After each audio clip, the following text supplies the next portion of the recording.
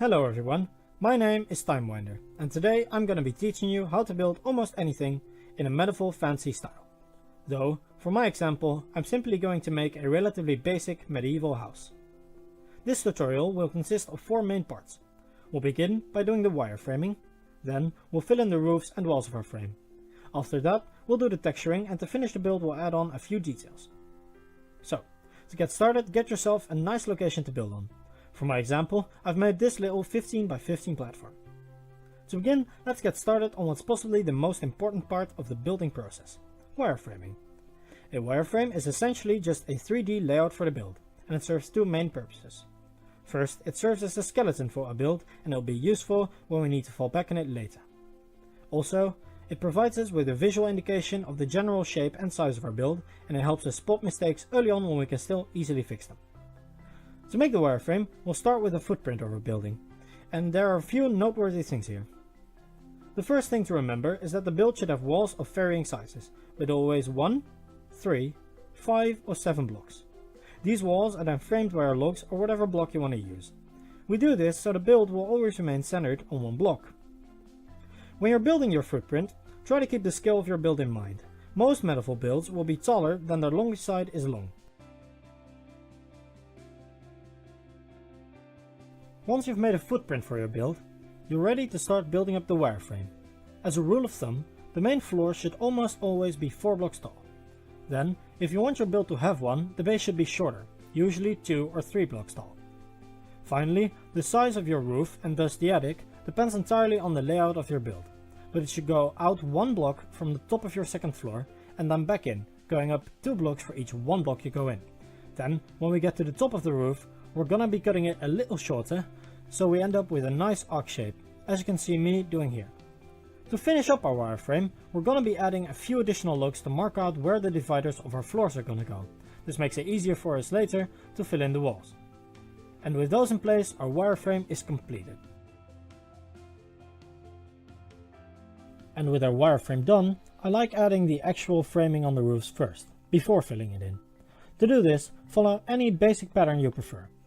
The pattern I show here is what I personally most commonly use, as it's fairly simple and looks good on most builds. As you can see, I'm using cobblestone to do this, as I like the texture and color it provides, but I have seen it work with planks, stone bricks or any other material as well. After that, it's time to start looking at the colors of your build. If you want, you could fill in the walls and roofs with placeholder blocks and change them later.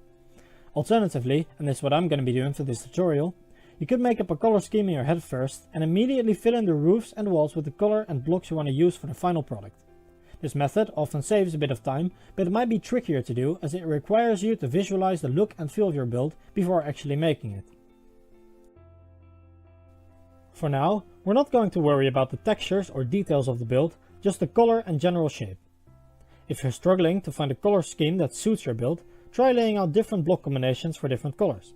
You can see me doing this later when we get to texturing. If you're entirely new to this way of building, I recommend simply playing around with different color schemes.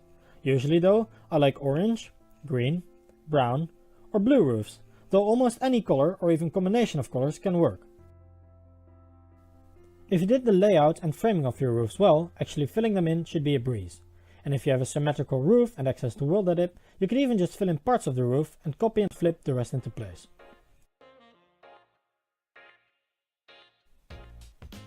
Now that we've filled in our roofs, it's time to get started on our walls. Again, we're not going to worry about texture, just general color and shape. Let's get started on the bottom layer and go up from there. First off, it's important to remember to put our walls 1 block behind our frame, so it adds a bit of depth to the build. This is true for every floor on almost all builds.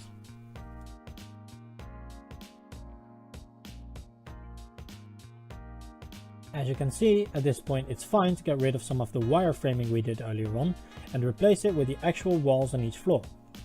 While you do this, try to keep the color scheme of your build in mind. If you have a lighter colored roof, perhaps dark walls will look a bit off. On the other hand, if you have a very dark roof, you can try out a few darker blocks for your walls.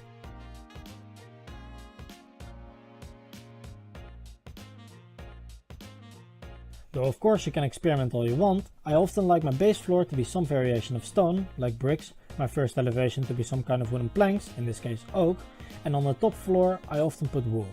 Keep in mind, we're going to be altering these walls later. In my example, I've gone with a relatively light and mute color for the roof, so I went with mute walls to go with it.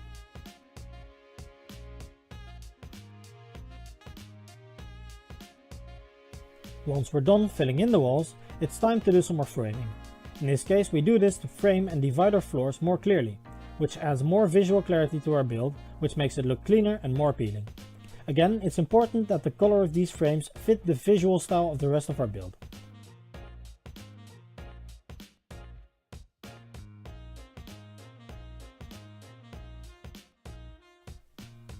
If you have relatively light walls, like me, I recommend going with darker frames to add some contrast to the build.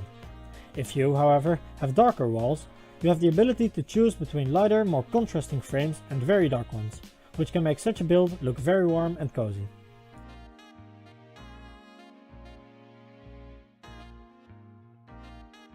As you can see, I've also put the windows in place and I even started framing the ones in the attic. If you want, you could also do this when we get to detailing, but I like the preview it gives of how my final product will look.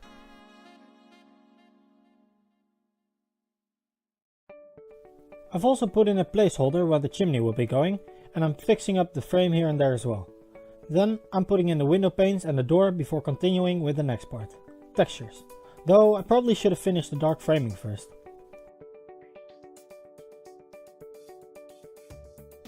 Anyway, here you can see me selecting which blocks I'm going to be using for my roof, which I've decided will be either red or orange. I ended up going with the more orange variant, but trust me, anything can work. To save some time, I'm going to be using World Edit to mix these blocks together, but if you don't have access to World Edit, you can easily do this by hand as well. I highly recommend trying out different colors and combinations of blocks, even green roofs with grass, or for example a blue roof with prismarine. Try out what works and what doesn't, and decide what you like. When we're happy with the look and feel of our roof, we're gonna apply the same treatment to our walls. Again, starting at the bottom and working our way up. For my example, I'm mixing the bricks with some uncolored terracotta blocks. Since I prefer mixing oak wood by hand, at least in 1.12, I'm doing the wool first, which I mix in with some snow blocks and concrete, though I could have also done it with concrete powder. Again, try out different combinations and different amounts and see what works for your build.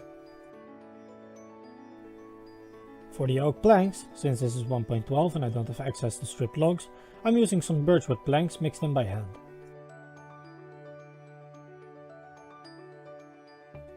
Now that I'm happy with the textures of my walls and roof, I'm finishing up what I really should have done earlier, which is the framing I was talking about. Though to be frank, building is not a step-by-step process. Of course, putting up a wireframe before filling in the walls is quite useful, but it's also common for people to decide on the color scheme and textures they want to use before shaping the wireframe. Even for this tutorial, I jumped around doing parts of some processes while leaving other parts of the same process for later. You can see me patching up parts of the shape of the build throughout the video, and it's absolutely fine to change parts of the shape or even add in large details like a dormer. Now that we're done putting in the frames and adding textures, our build is nearing completion. Before I begin detailing, however, I recommend you fly around your build and see if everything is looking the way you want it to, and to check if you haven't missed anything. For example, at this point I hadn't put in the upside down stairs above the windows, so I put those in place to make the windows look a bit smoother. When you're happy with your build so far, you're ready to add the final details to your build. This can be difficult to get right, but to be honest, it's also very much up to personal preference. If you have very messy frames like me, you can probably get away with less individual details. In my example, all I really added was a few flower pots, some flowers outside and a better looking chimney. But if you have straighter frames, more details like player heads, leaves, etc. can make your build seem more alive. Also, if your roof has a material in it that you can use to make stairs and slabs of, consider detailing the roof with some of those as well. Last but not least, try to keep the surroundings of your build in mind. For my example, I simply added a few piles of grass and some ferns, but consider trying out things like cards, custom trees and other add-ons. Well, that's it. Thank you for watching the video, I hope you enjoyed it, and if you have any feedback, please tell me what you think in the comments below. This is my first ever video, so any ideas or video suggestions are always welcome. If you plan on sticking around, however, I'm hoping to release a video talking about my general building philosophy in the near future.